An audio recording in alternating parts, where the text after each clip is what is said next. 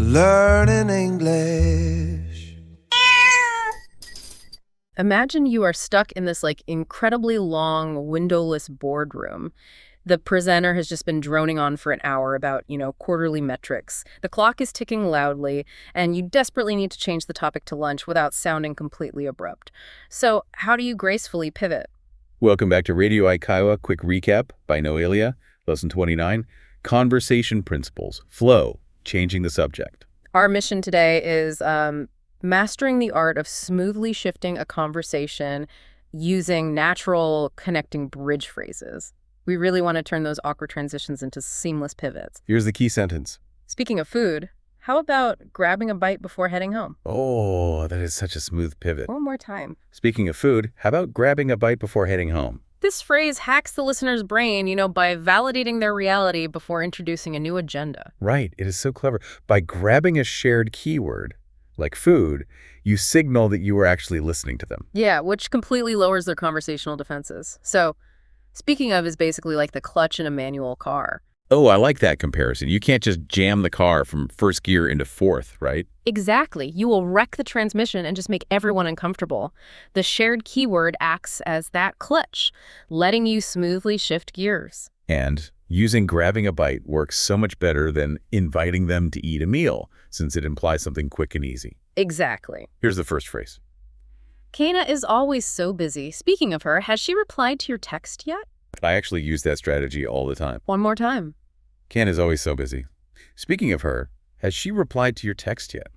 This shows how to pivot using a third party's trait, like moving from a general observation directly into an inquiry.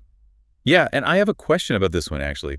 Why use text here instead of just asking if she messaged or wrote back? Well, because text is basically the absolute standard noun for daily mobile communication now. Right, it implies a fast, direct, and almost intimate level of access. Exactly. Asking about a text specifically heightens the urgency of the question.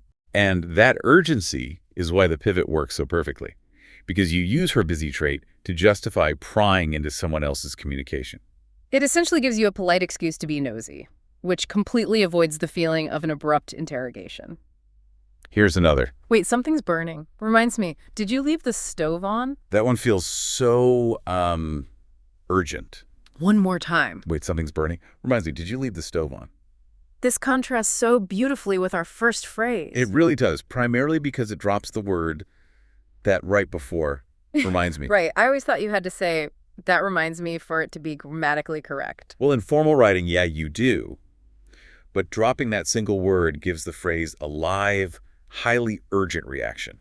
It is triggered by immediate sensory input, like specifically the smell of something burning in this case. Exactly. A physical trigger forces both speakers to immediately stop and address a past action. You simply do not have time for perfect grammar when smoke is filling the kitchen, right? Here's today's scene. So, two colleagues have just escaped an endless meeting. Famished, they immediately seek out comfort food. Here you go. That meeting went on forever. I thought my stomach was going to growl right in the middle of it. Mine actually did. I'm starving. Speaking of food, is that new pizza place open today? They seem to close whenever they feel like it. I know. I went there last week and they had a sold-out sign at 1:00 p.m. Seriously.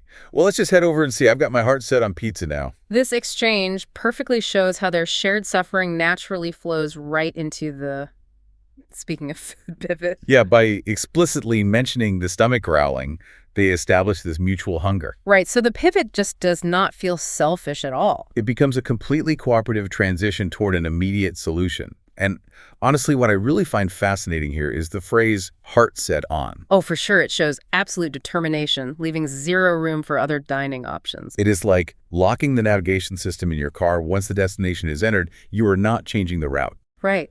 Once the heart is set on pizza, both the conversation and the physical destination are firmly locked in.